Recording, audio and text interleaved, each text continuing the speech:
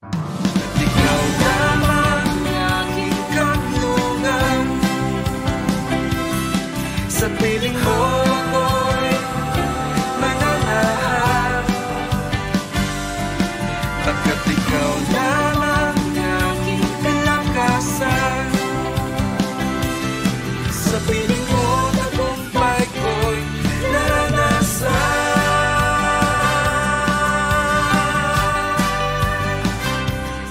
Amen! Purihin po ang ating dakilang Diyos na buhay na sa atin ay bumubuhay araw-araw.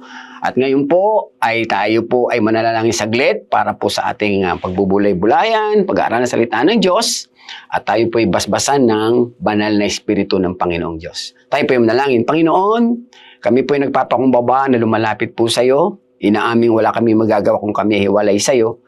Kaya naman, Panginoon, kami po ay nagpapabasbas sa kapangyarihan ng banal mong Espiritu upang sa aming pakikinig, pag-aaral, ay maintindihan namin ang katotohanan at ang iyong kalooban sa aming mga buhay. Salamat po sa iyong basbas sa aming lahat. Ito pong aming dalangin sa pangalan ng bugtong na anak na si Jesus, ang lahat ay magsabi ng Amen and Amen. Ang ating pong pag-aaralan na binigay ng Panginoon ay nasa aklat po ng Kawikaan, chapter 28, verse 13. At ito po ang sinasabi ng Panginoon. Ang nagkukubli ng kanyang sala ay hindi mapapabuti.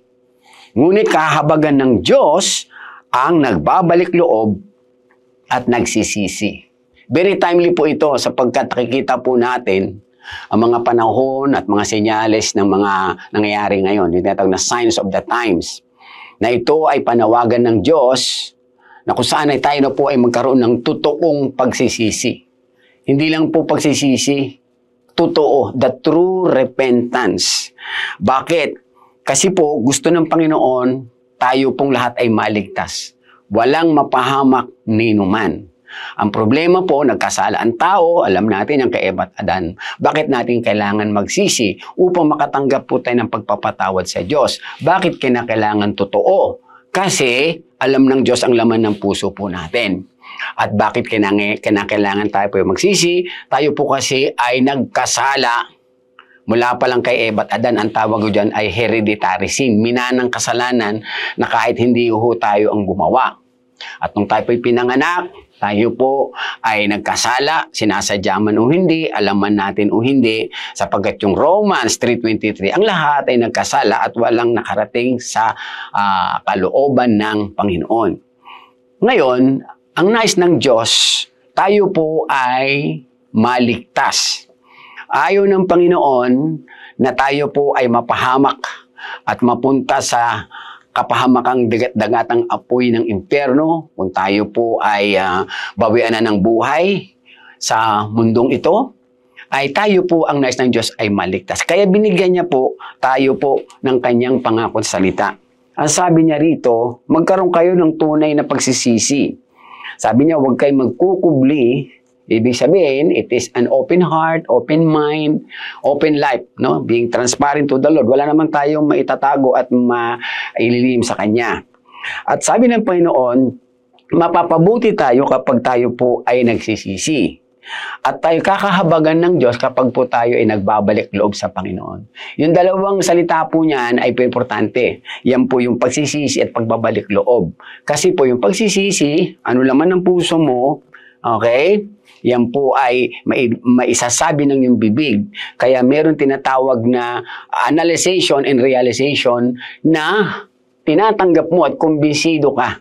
No, walang perpekto, walang banal, walang matuwid ni isa. Lahat tayo ay nagkasala. Ano man ang estado ng buhay, nakapag-aral o hindi, mayaman, mahirap, politiko o hindi, ordinaryong tao man, di ba? Lahat po tayo nagkasala. At yan tayo kinahabagan ng Diyos. Kasi ayaw ng Diyos na kanyang mga nilalang ay mapahamak. Kaya tayo po ay kanya pong pinapatawad. At siyempre, para makatanggap ng pagpapatawad, kailangan may pagsisisi. Kasi po, ang nagbayad ng kasalanan natin ay walang iba kundi ang ating Panginoong Kristo. Kapag po tayo nagtotoong nagsisisi, nakikita yan po sa pagbabalik loob. Kasi may mga taong nagsisisi pero hindi man nagbabalik loob. So nasasayang ho kasi ang substance, yung lasa, ano pa, yung kahulugan ng tunay na pagsisisi ay pagbabalik loob. Kaya kinumpleto ng Panginoon yan eh.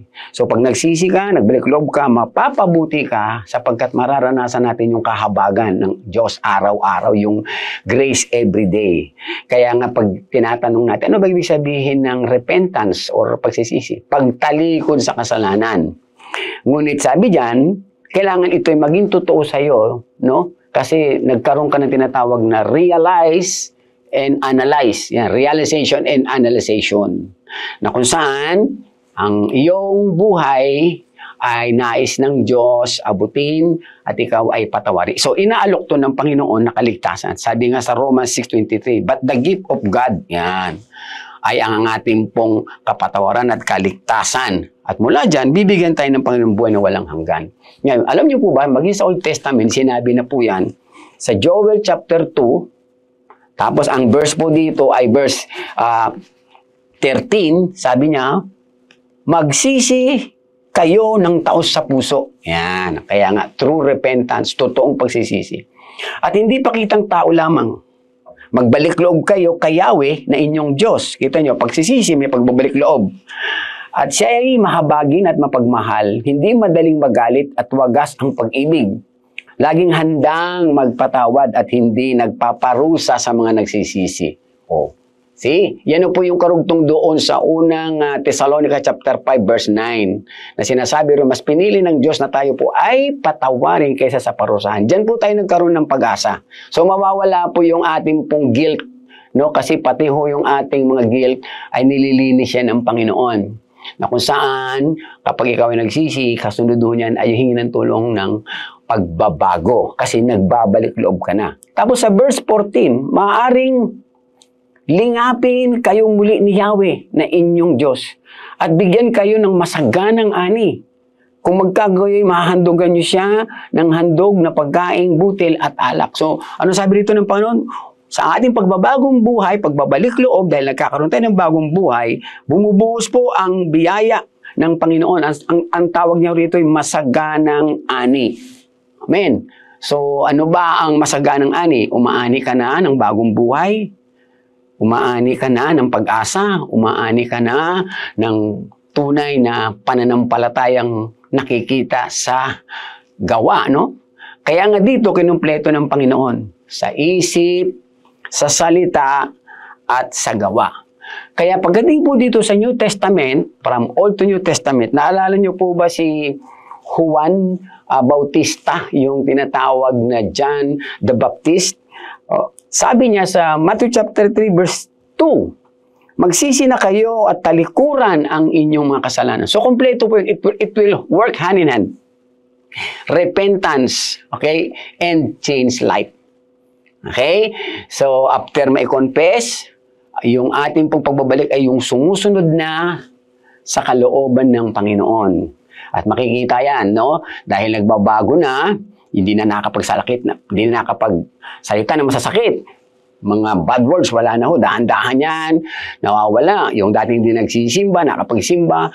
Yung dating hindi nagbabasa ng Biblia, marunong magbasa ng Biblia, nakakapanalangin na. Talagang bukas na ang puso sa Panginoon. At nakikita yan sa ating mga buhay araw-araw. No?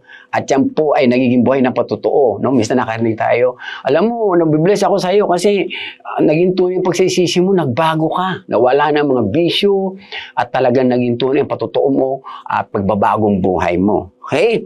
Kaya ganun na lamang ang sinabi po ng lingkod ng Diyos na ito na si John the Baptist. So, pinsan po ito ni Jesus sa flesh. Tapos, nung nabalitaan niya po na ito po ay pinersecute, pinatay po ito, sa Matthew chapter 4 verse 17 naman. Ito naman, sinabi ng Panginoon mismo, parehong-pareho po sila ng preaching, no? Na ang sabi po rito ay magmula noon nangaral na si Jesus, itinuro niyang magsisi na kayo at talikuran niyong mga kasalanan sapagkat malapit nang dumating ang kaharian ng Diyos. O di eksakto na. Si Jesus nagpipreach na noon pa na malapit nang dumating ang kaharian ng Diyos. Eh di mas malapit na ngayon. Di ba? Kasi siya po ay nabayubay na sa krus, 2,000 years ago, di ba? Makita sa langit. At siya inaantay po natin ay yung kanyang pagkuha sa atin, no? Sa matinding dadanasin ng mundong hirap. Okay? Ay sinabi ng Panginoon upang kayo ay upang hindi kayo tumalikod sa akin, kundi tumalikod sa kasalanan. At kayo para magpatuloy sa Kanya, sa ating Panginoon.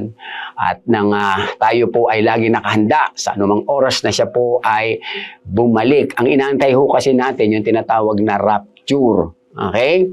Yung pagkuha sa atin ng Panginoon, pagdukot sa atin ng Panginoon para ang mga paghihirap na mangyayari sa mundo ay hindi ho nating maranasan. Ngayon pa nga po, akala natin, di ba?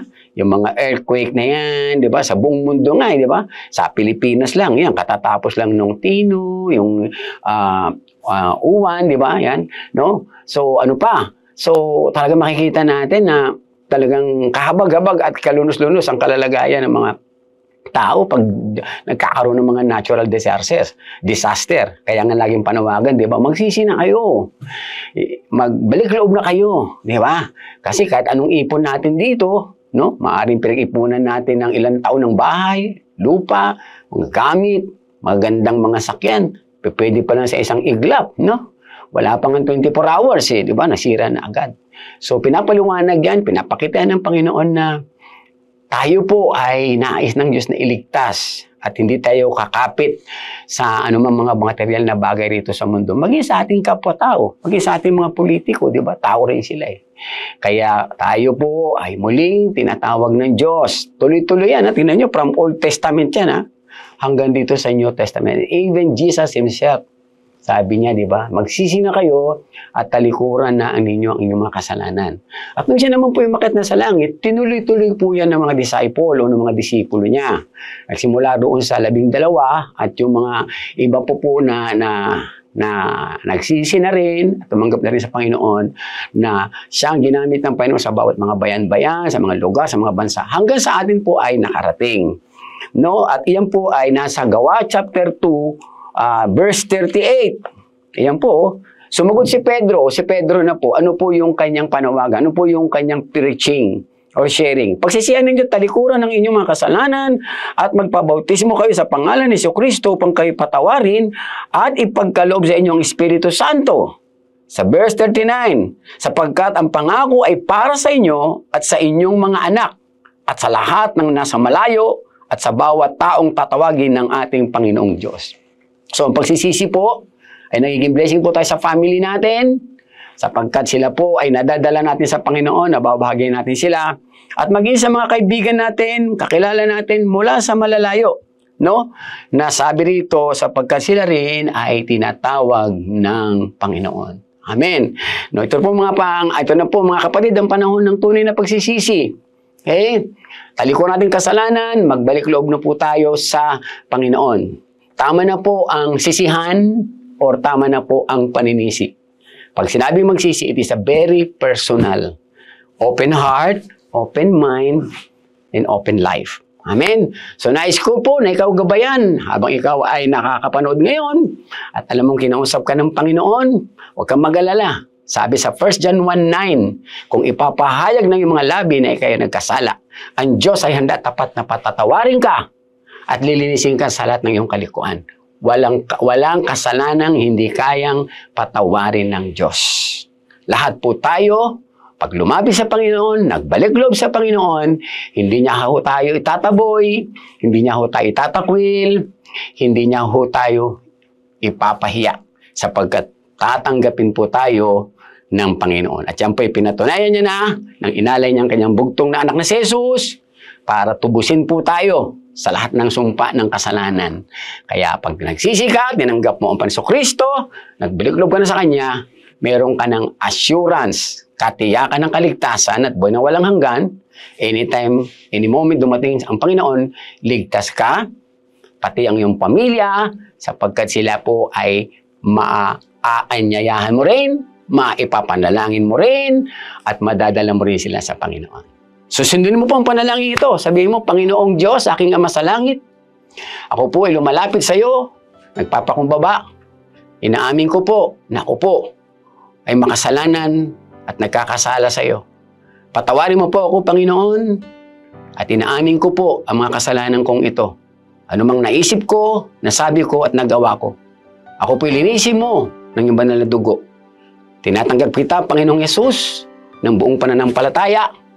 Totoo sa buhay ko na ikaw ang aking Panginoon, tagapagligtas ng aking buhay.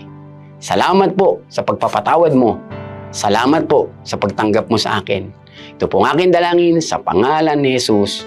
Amen. At nais ko pa na ikaw ipanalangin. Panginoon, salamat po sa mga anak mo ngayon na tumanggap sa iyo. Sila man ay bagong matagal na sapagkat ang sabi mo po, ang sino tumanggap kay Kristo ay binibigyan mo ng karapatan na maging anak ng Diyos. Palakasin mo po ang pananampalataya na makikita po sa gawa, pagbabalik loob, pagsunod sa iyong kalooban. Pagpalain mo rin po siya na mayroon pong mga sakit, karamdaman, nasa ospital man, nasa bahay. Panginoon, ikaw po ang Diyos ng himala. Walang mahirap sa'yo, walang posible sa'yo. Pagalingin mo po siya, Panginoon, at palakasin. Yung mga nangangailangan sa araw-araw ng buhay, Panginoon, hayaan mo po na sila makaranas ng iyong biyaya, ng pagsusuplay mo sa pangangailangan mula sa inumin, pagkain, darampin sa araw-araw. At ang pagpapala ng buhay ay maranasan nila habang sila nasa lupa at kami magpupuri at sasamba at maglilingkod sa iyo.